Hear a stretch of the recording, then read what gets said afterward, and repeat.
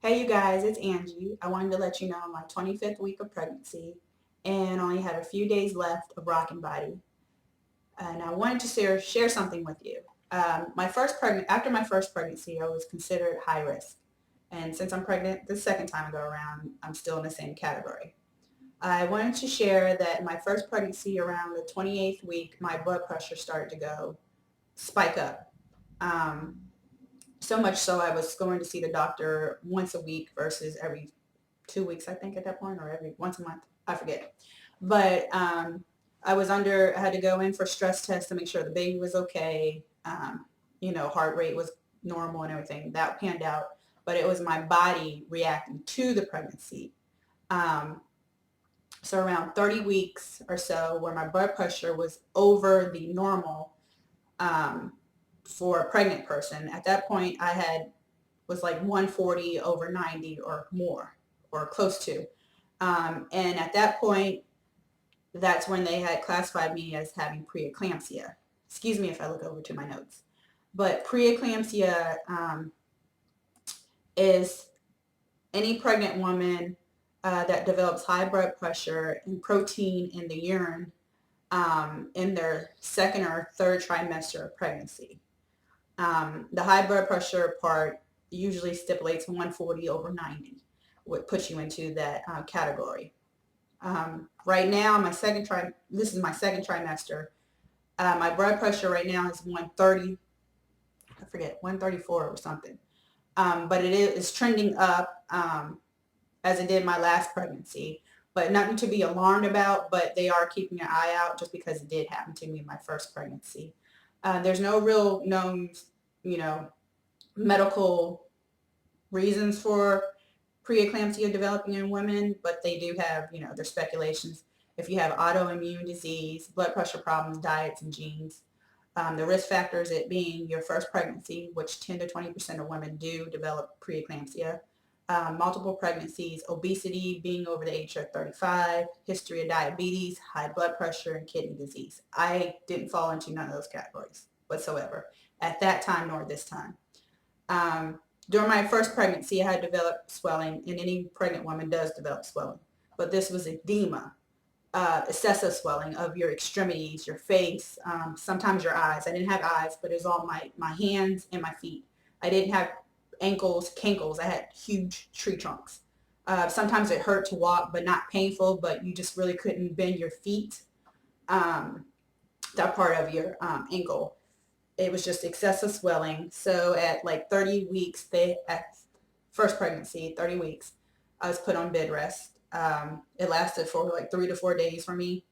Being the last part of the day, the fourth day or something, I had went out for like an hour and came back home. And later that night, I don't know if I was doing too much that day. It didn't seem like it, but my blood pressure had spiked to a point. Well, I didn't know at the time, but I had extreme pressure on my stomach. Imagine a water balloon filled up with water and someone pushing the balloon on both sides at a constant, pressure. It didn't get worse, more tighter or lesser, but it was the same pressure on both sides. It didn't, change. So I didn't go into labor or contraction. That's what I tell everyone. I just had a baby. It was just pressure on my stomach that wouldn't release or relieve or anything. So I had to call 911, admitted to the hospital, had to have an emergency C-section at 31 weeks. My daughter was born 2 pounds, 14 ounces. She was fine. She just had to stay in the hospital for 44 days and grow, pack on pounds, learn the skills as she would if she was still in the womb. Um, So during the time they came, the EMT picked me up before going to the hospital to deliver her. My blood pressure was 200 over something. I remember him saying 200 over whatever. And I knew at that point it could have been death or stroke or something. So I had developed HELLP, which is HELLP syndrome.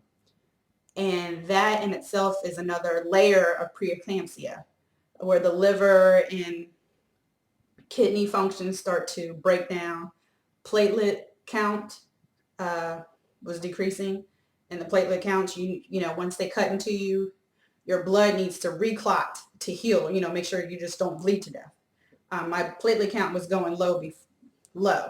So I could have bled to death on the table just for her to be delivered, or we both could have been, dead if they couldn't get her out in time or anything like that. So it was I was knocked out when they delivered her, but I kind of knew before by reading little notes here and there in my book what could have happened at this stage. So it was a scary experience and all. So the second time I go around, I'm fully aware of everything like from that first pregnancy. It was a scary experience, but a lesson well learned that I wanted to share on a quick video. Um, again, this is not a full, tutorial of what the heck HELP or preeclampsia is. There's many medical websites out there to give you the whole lowdown on it, but it is a serious condition for a pregnant woman. My first pregnancy, I always tell her it was perfect up until the emergency C-section. I was stayed a week in the hospital just because my blood pressure had to come back to normal, trend back to normal. My liver and kidney functions had to trend back to normal. When I was released, I had to be on low pressure medicine for like maybe a week and a half until my doctor saw that even though it was going back to normal and everything else was going good with my body, doing blood tests and everything like that. So it was scary, but it was a well lesson learned for me, and hoping this time it doesn't go that extreme. If I had high blood pressure, hopefully it doesn't and then result in emergency C-section or anything like that. But in the end, I just hope everything works out okay for baby and me. It is a scary thing, but can be manageable if you listen to your doctor and said bed rest, bed rest. So that's why I find it important for me this time around to continue on my exercise, because I was doing that before I found out I was pregnant this time. But I'm hoping in my mind that maybe exercising will help some. I don't know. It's just a personal, reasoning for what I'm doing. Until my doctor tells me not to, then, I'm still going to press play every day and, be mobile as possible, because I wasn't, when she told me bed rest the first time I go around, I took, I laid on my butt already prior to pregnancy. And then when I was restricted from that, it, kind of sucked. So I'm listening now, and it's just going to stay active until she tells me to stop. And I'm hoping everything turns out right. So everything's good for now, and we're a go. So I can't wait to start Shailene Extreme next week. As we'll say, see you next time.